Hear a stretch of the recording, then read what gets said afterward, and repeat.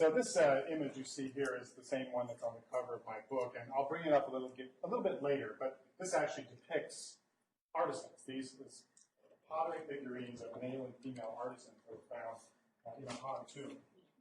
Now I want to give you a little background before I get into the subject. When I was working on my PhD, my doctorate at Princeton, I was writing about the organization of imperial workshops. I was writing about the division of labor, the organization of management, procurement of materials, all the technical things that went into mass production in ancient China. That's another book somewhere for the future that I'm working on. The idea that these artists were turning out tens of thousands of pieces of art that were going to be for the imperial palace, and that workers in imperial weapons factories were turning out billions of weapons, millions per day, in fact. And the imperial mints were turning out nearly 1 million coins per day. How were they doing all this?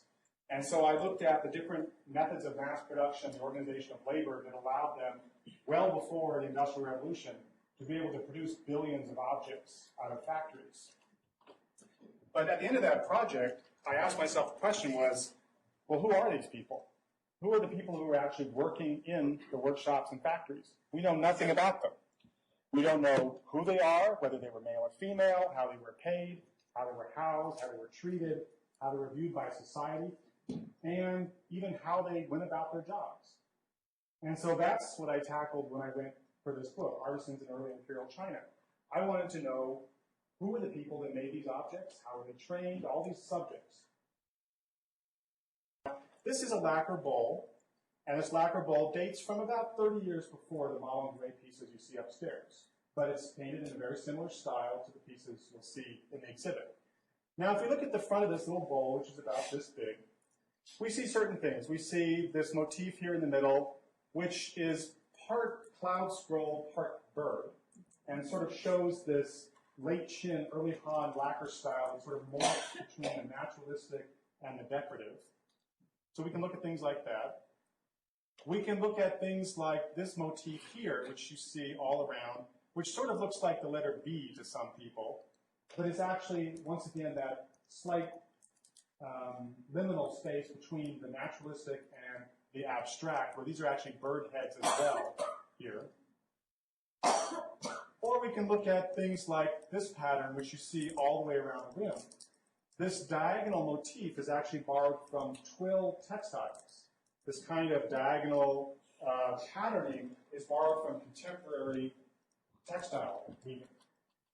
And so we can get that kind of information by looking at the style, but the real information I was interested in is not on the front, but is on the bottom of this piece. So this is the bottom of that same piece. And here we see these scratches, which, let me make these a little brighter.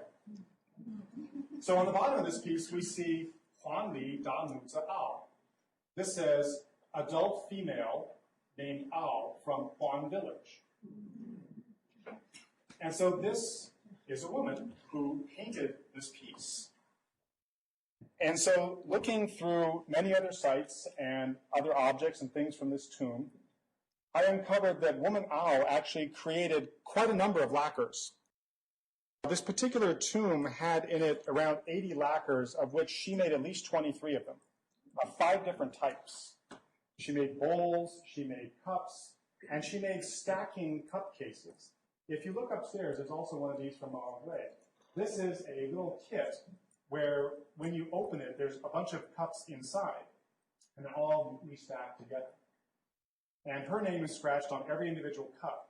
But there's also something else present, and this is a brand. This is a hot brand on the wooden core that's underneath the lacquer coating. Her other signature was scratched with a needle into the final coating. But before she was able to paint the final coating, the wooden core was stamped with an official marketplace seal.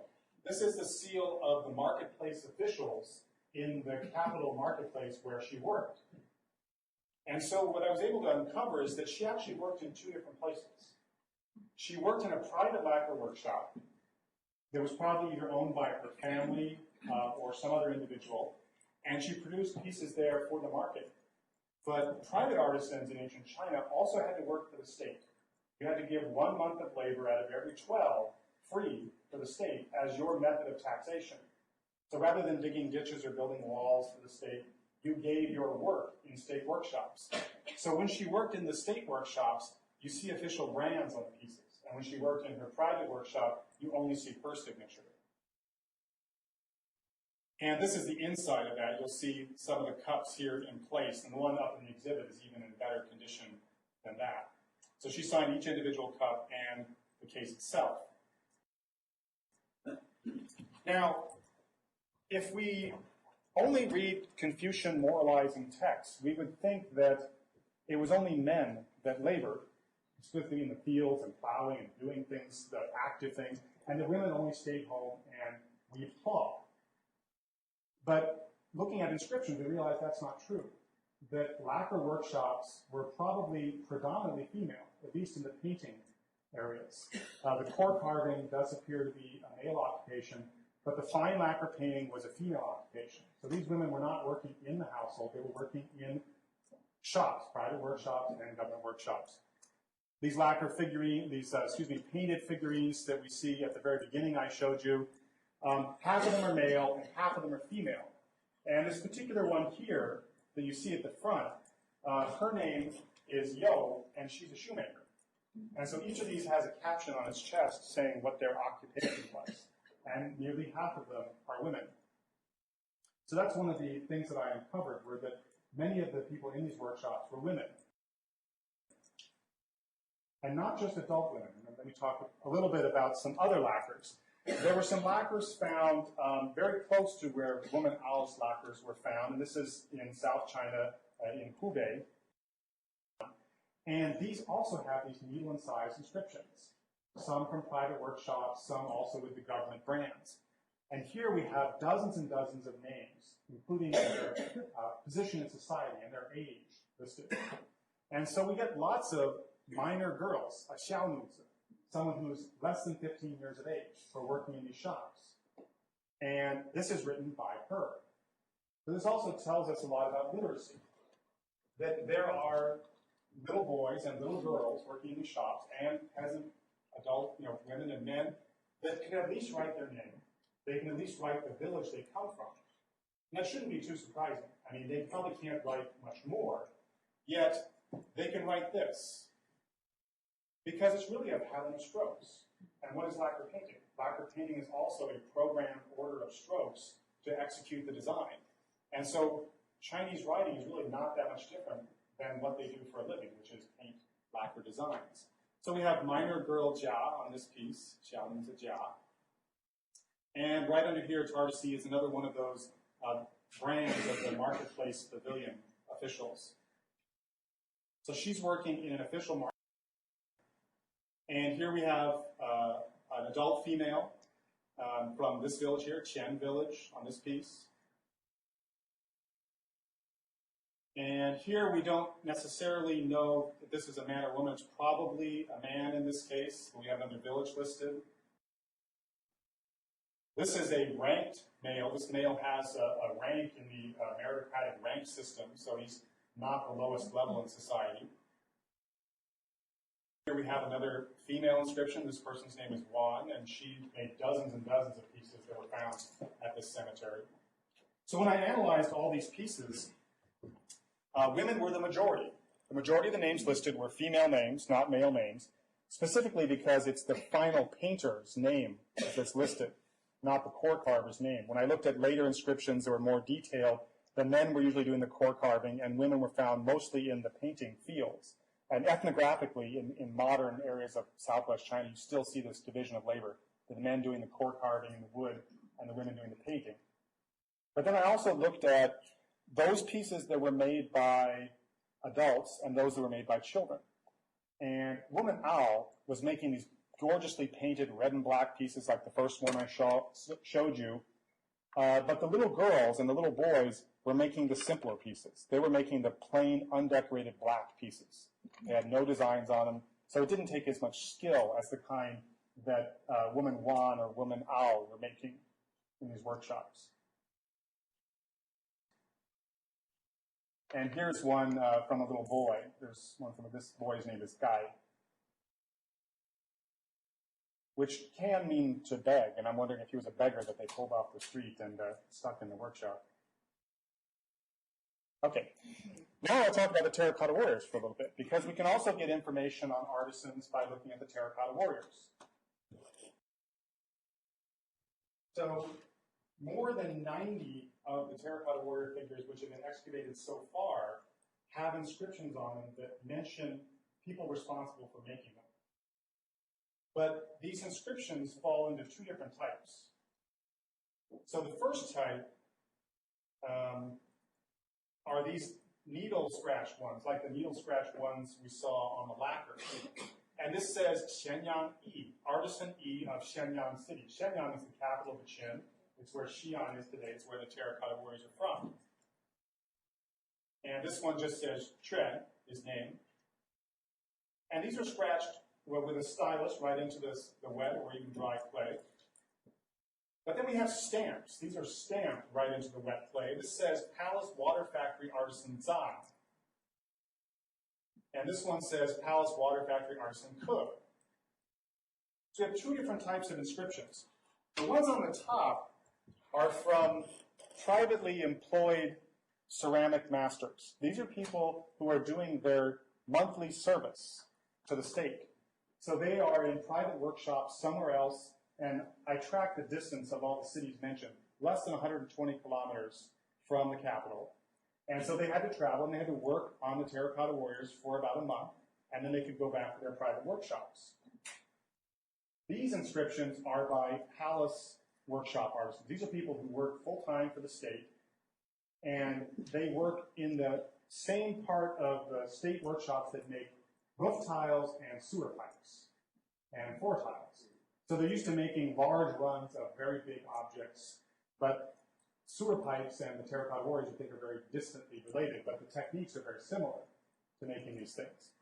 Now, if you look at the style of the terracotta warriors made by the two different groups, the private workshop artisans, theirs have a much more varied style. There's much more variety of face, of height, of posture, expression, whereas the ones made by the official artisans are much more rigid, much less variety, as probably one would expect. Now, going through all the names, there's one name that caught my attention. It shows up on two different terracotta warriors, and that's the name Yue. And there's only one definition of that word. It means a beautiful woman.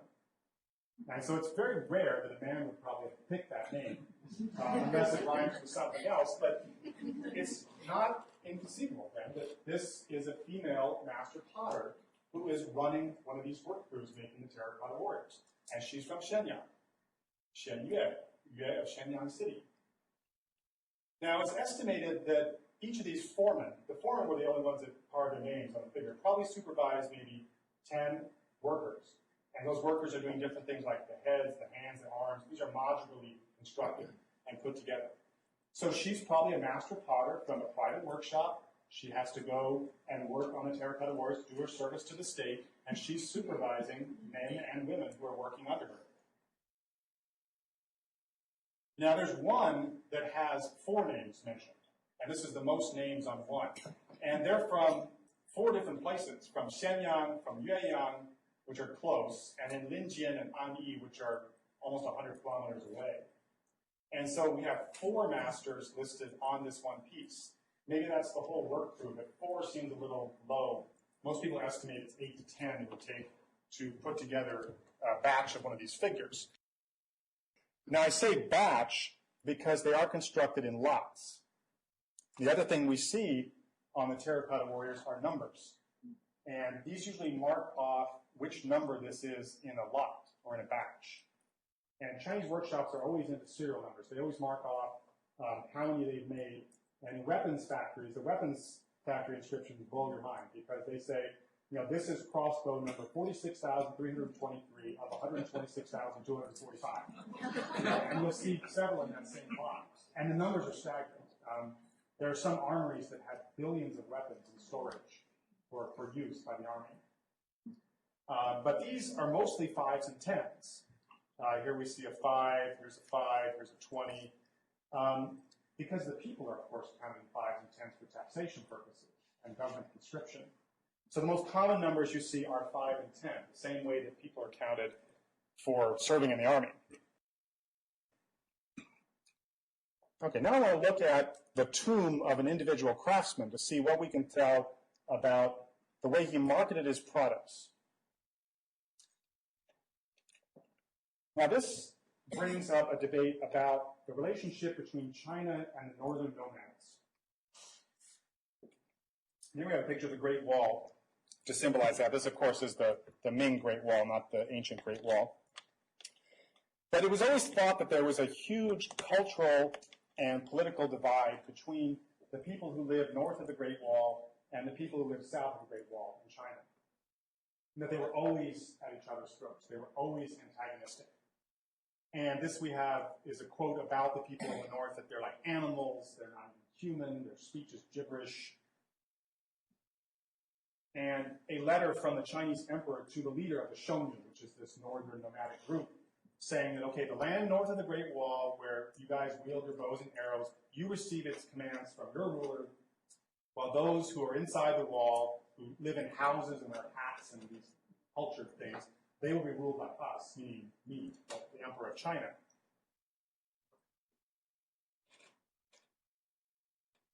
Now, this particular tomb complicates that matter a little bit, this great cultural divide between the two.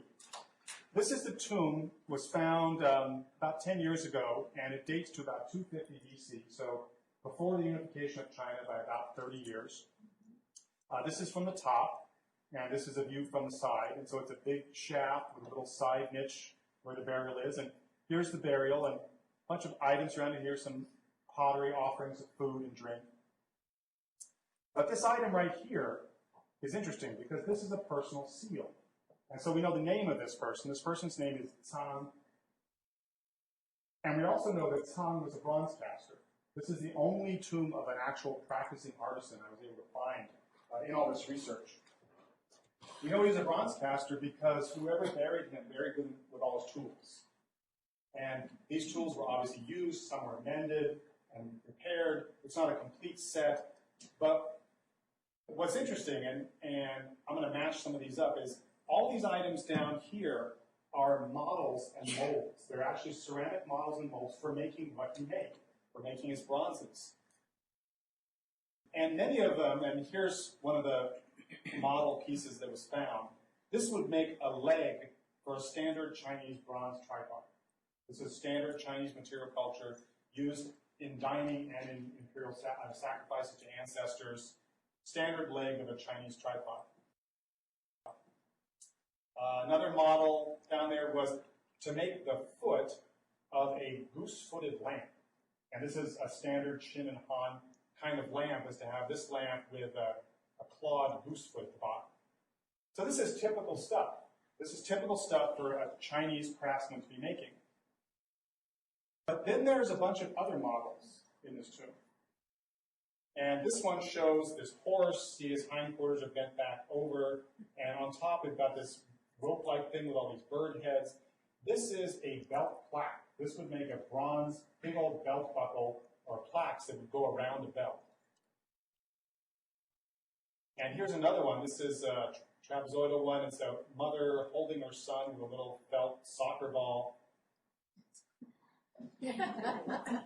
Looks like a pumpkin kind of, but it's a soccer ball. You see the actual model. These are not Chinese objects. These are objects worn by nomadic pastoralists. These are worn by the Zhongli. And so we now know that these objects, which were normally put in belts like this and found, you see on this one skeleton, right around the waist of the deceased, this is material culture worn by non-Chinese groups that lived north of the Great Wall. But we now know that all of their bronzes and the things they carried with them were made by Chinese craftsmen. And so somehow there has to be an interaction, because these symbols, these things on there are not arbitrary. These things are often custom ordered. Many people think they're insignias of individual clans or groups. So there has to be some kind of custom ordering for what kind of patterns these people want on their objects. So bronze caster Tang, the guy buried in this tomb, which is very near the capital, was working both sides of the wall. He had customers in the capital, he had customers in the capital that he sold Chinese-style objects to for their tombs and for their houses. And he was dealing with the northern nomads on an economic basis, on a friendly economic basis, and making things probably to commission, to order, for these plaques that they greatly valued. And so that was an interesting thing I came across when I found the only tomb known of a practicing artisan.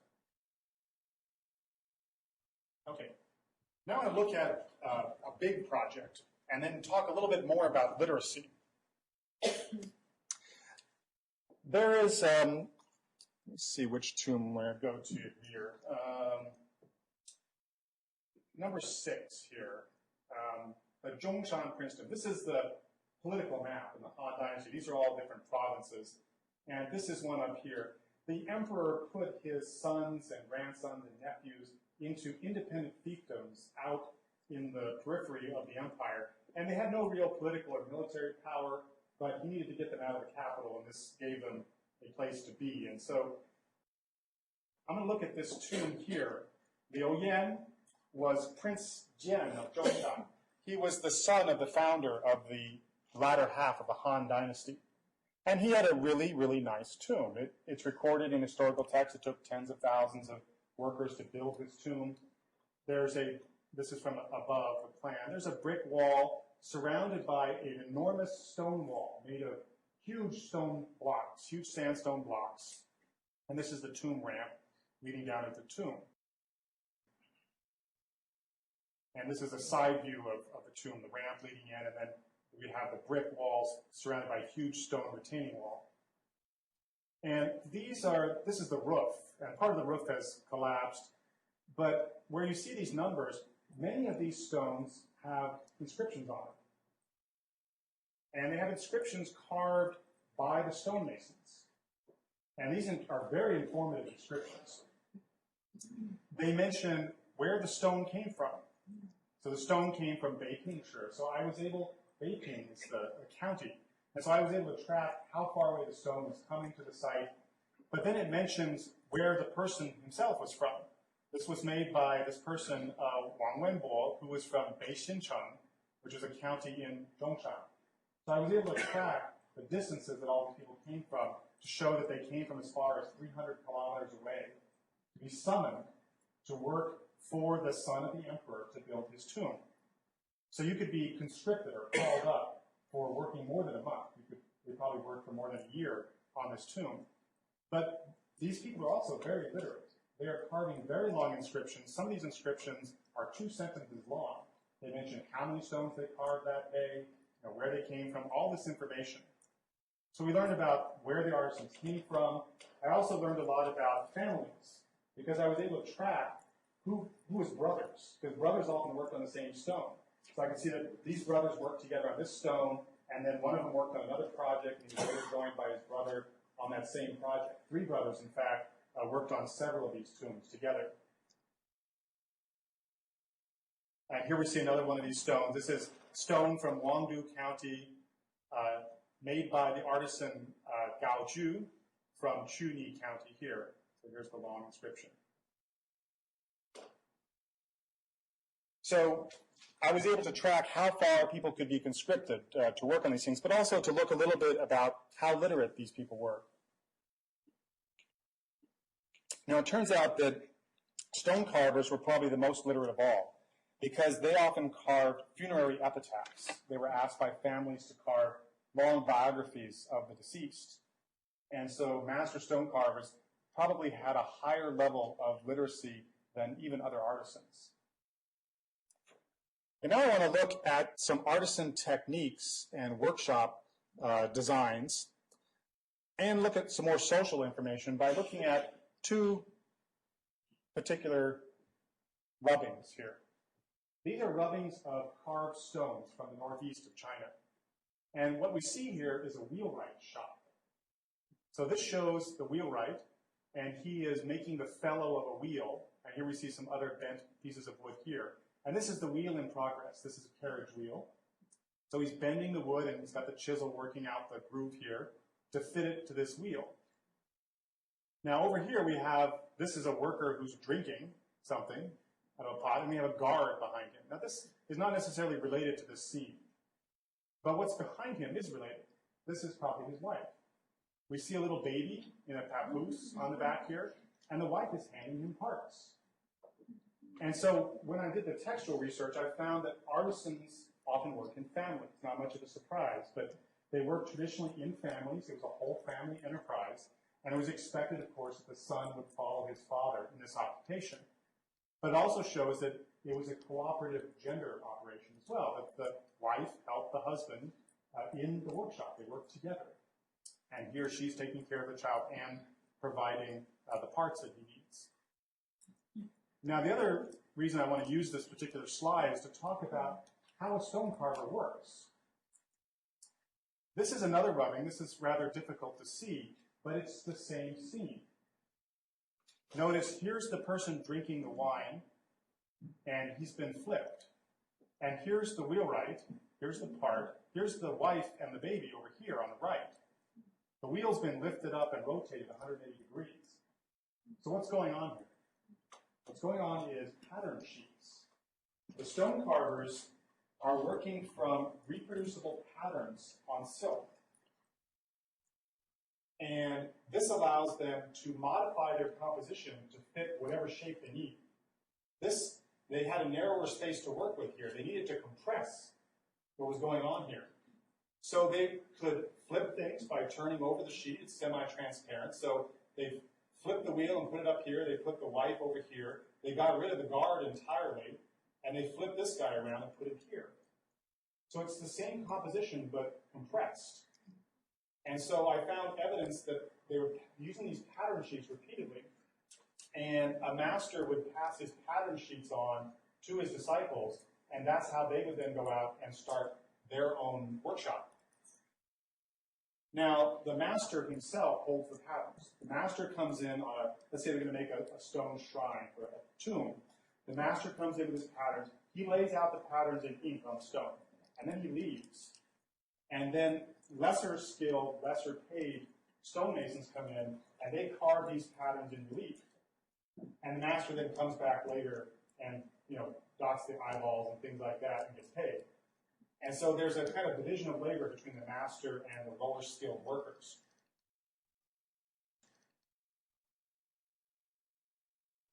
This is a kind of mass production, that subject that I was very interested in for my dissertation. They're turning out a lot of these monuments, so it really saves time to use things like pattern sheets, because it gives you the appearance of a custom production, something that's really custom made for this deceased individual, and yet it gives an efficiency of time to the master. He saves a lot of time by just using pattern sheets and letting someone else carve in relief.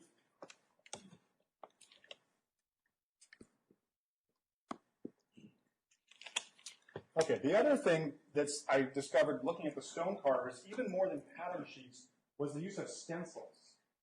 So pattern sheets, you're not actually tracing onto the stone. You're looking at a pattern and you're drawing on the stone. So you can modify even the scale if you want to. But stencils is even a further level of mass production. These are two doors to a tomb found in North China. Now, if we look, this carriage and horse here, and this carriage and horse here are exactly the same. It's not just similar, it's exactly the same. If you flip this one around and compare them, these are done with stencils. And so there'd be a wooden or some kind of stencil that someone would actually trace the inside of it. And we know when this happens because sometimes you can see where they did the preliminary drawing and they broke out the stencil. You'll see like the brush would jam off to the side. And sometimes they didn't care whether they went sort of outside the boundary. Sometimes you'll see like here this rope sort of goes into the boundary. Things will sort of step over boundaries, like right here.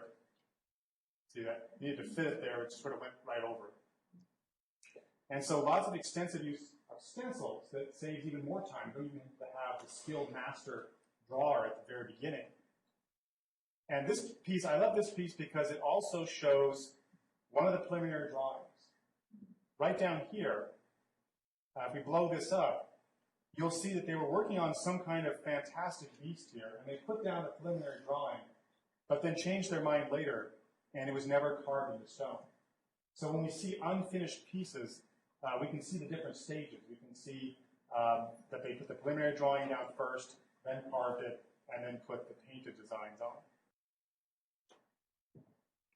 Now, one of the things I wanted to find out was, what does a workshop look like? There are no workshops that have ever been excavated by archaeologists. They don't leave much trace. A painter's workshop leaves no trace at all, really. The kind of workshops that do leave a trace are iron factories, big iron smelting operations that produce weapons and things like that. Those leave huge slag heaps that are 100 feet high still today. We have depictions of workshops as well, both flat depictions and models. So this scene here is a sword maker's shop. And let me take you through the details here. So we start at the left here, and we see the bellows. This is a big bagged bellows, and we've got at least 1, 2, 3, and one guy under it. 4 people working the bellows. So this provides the draft of air. Then the next stage here, we've got the people actually at the forge. And so here we have people alternating hammers. You've probably seen the alternating hammer technique. And they're hammering the swords. They're forging the swords. Now, if we look in the next scene, this guy here is actually checking the trueness of the blade. He's looking up the blade. And then on the wall, we see other blades and other tools hanging from the wall, and someone else here working, finishing a piece. Then what we see here is the doorway. This is the doorway to the workshop, where people are coming in and out. There's probably customers coming in and out here from the doorway. And so this is one of our very few depictions of what an actual workshop looked like, and the number of people and kind of a hint of the heat and noise and all the things that went on inside it.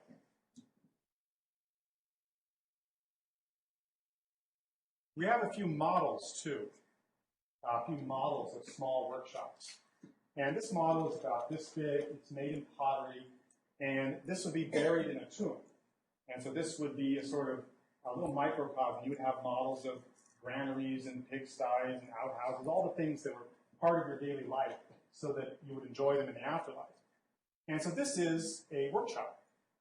Some people think it's a ceramic workshop, in fact, based on the kind of things that are inside, all the very different variety. But I think it's probably a winemaking shop. These kind of vessels were often those used for brewing and mixing this grain beverage that we call wine, that is made from grain, not grapes. So most of these models I've found in these workshops are shaped like this. They're usually a single bay structure. They're open on usually one side. And so I would guess that the artisans would usually work outside. But if it rains, of course, you can come back inside. And usually your shop front would be the front of your shop. So you would sell your objects directly from the front of your workshop. And we know quite a bit about what marketplaces look like in the Han as well, because we have depictions of markets. Markets were arranged by media. They're arranged by type, so that one whole street in the marketplace sells silks. Another whole street sells bronze mirrors. Another street would sell lamb. Another street would sell pork. It's all divided by genre. And so the marketplace, for the wine sellers would all be in the same area. They're all arranged in rows. And there would be a guild head. There would be the head of your craft guild would be responsible for everyone on that street. Responsible that they were honest, that they were charging the right prices. If they produced shoddy goods, it was the head of your guild association who was punished. And they were fined a certain amount, and the person who actually did the infraction would have their place taken away. They would lose their stall in the marketplace. So these are some of these laws I'm translating for the upcoming book. So speaking of marketplaces, the last subject I wanted to talk about at length is marketing. Once you make something, how do you sell it? Well, if you're working for a lord, like the Malandre pieces above are made for a lord, some of those were probably bought on the market, but a lot of them were probably made by artisans who worked in-house for that particular lord. So those people don't have to really worry about how they're marketing their products. But regular artisans did have to market their products. Now, I want to look at some of the very creative ways that people marketed products in early imperial China. And it's surprising how modern it seems. So this is a lacquer platter. So we see lots of lacquer upstairs. This is a lacquer platter, and this is the bottom of a lacquer platter. And on it we see it's all black. It's about this big. It's a good-sized platter. And there are 4 leaping deer around this inscription. The inscription is actually in vermilion. It's red. It's red on black. This is a black and white picture from the 20s. It doesn't show up that well. So there's a vermilion inscription. And this inscription is very beautiful. This is actually some of the best calligraphy you'll ever see from the Han. It's gorgeous. Someone took a lot of time to make this a beautiful inscription. This is not scratched with those needles like we saw from those private workshops in the Qin. Now, let me read you a translation of this inscription. It says, the 12th year of the Yongping era, which is 69 AD, the Western workshop of Shu Commandery. So that's a workshop where this piece says that it was made. And then it says, Ramy cord and coated with several layers of mixed lacquer and ash. It is worth 1,200 coins, made by the Liu family. May it bring you sons and grandsons. Very sturdy. Okay, so let's talk about what's going on with this piece. So the piece is made in 69 AD. That's the date during the Han Dynasty. And it says it was made in the Western workshop of Shu. That cannot be. The Western workshop of Shu is a government workshop that makes luxury articles for the emperor himself. It makes weapons, mirrors, and tableware for the emperor. They don't make things like this, and they would never say stuff like this on it. It would mention every worker that touched it, every official that supervised it, and exactly when and where it was made, how much it contained, and where it was to go. So government pieces had very precise inscriptions scratched with a needle for quality control and for accounting. So this piece says it was made at the Western workshop. And you've seen hundreds of pieces made at the Western, but this doesn't look like any of them. And then it starts to talk about how wonderfully it's made. And then it says things like, this is worth 1,200 coins. Well, an imperial piece would never have a price on it. So this piece is a fake. It's a knockoff of an imperial piece. But it borrows the name of an imperial factory just to get the cachet you get from mentioning that name. Everyone knows this factory. This is the one that makes stuff for the emperor. So they slap it on their product to say, this piece is as good as, those ones. So this is like a fake Rolex watch that you might buy. And so they said, made by the Liu family. This is the family that made it. We have several of their other pieces, and they all have the 4 leaping deer. So it's probably their trademark. And then it says, suitable to bring you sons and grandsons. And this is an auspicious phrase. You look at this phrase, and it has magical power. Now, there's other magic on this piece, too. If you turn it over, there's a painted image on the other side with the Queen Mother of the West and a supplicant over at the side who's asking for the elixir of immortality. And she lives on this pillar, this cosmic pillar. So this piece is probably made only for burial, too. The fact that it has the goddess of immortality on it and probably a deceased person asking for this elixir means that this piece was probably not used in life, but was specifically bought at a shop for burial. Okay, we talked about sons and grandsons. This piece will top that one big time. Okay, so here's a long inscription on this one. This is a bronze mirror. This is the back of a bronze mirror. I think, Susan, you have bronze mirrors on display upstairs? Yes. Up in the galleries upstairs, we have some Han bronze mirrors. So the inscription runs around the outside here. And there's usually decorative things, sometimes images of the Queen Mother of the West and other things on this side. The other side is the shiny side, which you look at. Now, this inscription is a really long one. Let me read you the translation here. In the 5th month of the 1st year of the Yongjia era, on the day Bingwu, which is June 23rd, 145 AD, I made a Guanghan Commandery Office of Workmen, Western Workshop of Shu, Shangfang Brilliant Mirror. And then we get this little poem here. This all rhymes in a verse. I have harmoniously combined the 3 auspicious metals and refined the white tin and the yellow copper by a secret formula. As brilliant as the sun or the moon, the reflection enables one to see to the ends of the earth. It will enable one to extend your life and have eternal happiness without end. For one who buys this mirror, it specifically refers to the buyer of the mirror, for one who buys this mirror, may his family become rich and prosperous. May he have 5 sons and 4 daughters. 5 sons and 4 daughters. And may they all become or marry marquises and princes. And then we have an even more amazing one, those who buy this mirror in a second-hand shop. Even for those who buy this mirror in a second-hand shop, may they occupy a prominent place in the marketplace. And then at the bottom, it's kind of fragmentary, but it says, may you acquire a good family name, and then it sort of breaks off. Now, this mirror is over the top for advertising. So we have rhyming jingles, these auspicious phrases promising everything. Sons, daughters, eternal life, all these things, to not only the primary purchaser, but also the second-hand purchaser of this object. But the one that always shocks me is at the very beginning, they claim that this mirror was made in an imperial factory. But they don't just mention one imperial factory. They say it was made in 3 imperial factories at the same time.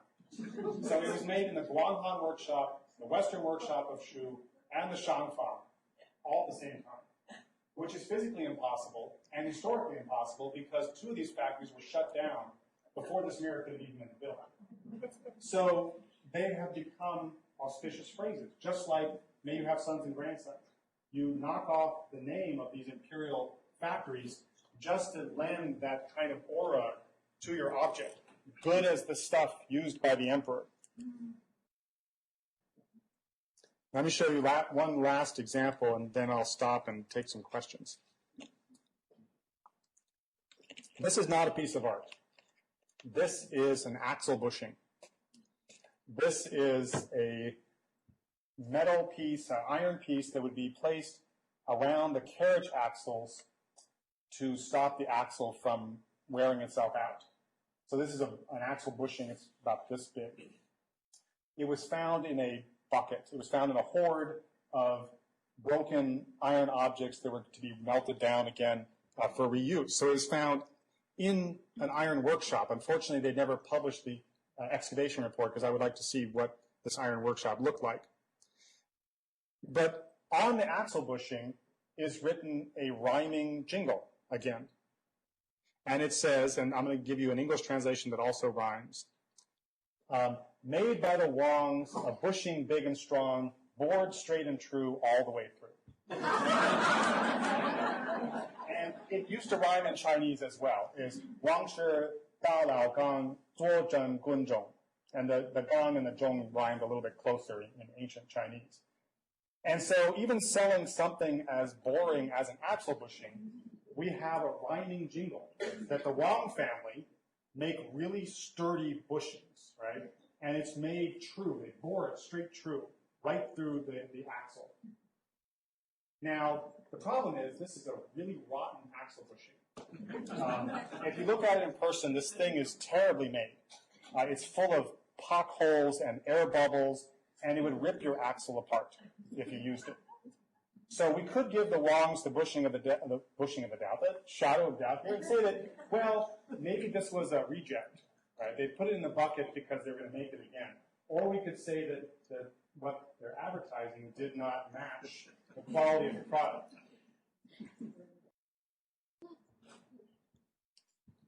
Okay, so let me stop there so I can take some questions from the audience about the artisans in ancient China. And I couldn't cover all the subjects today, just gave you sort of a sample.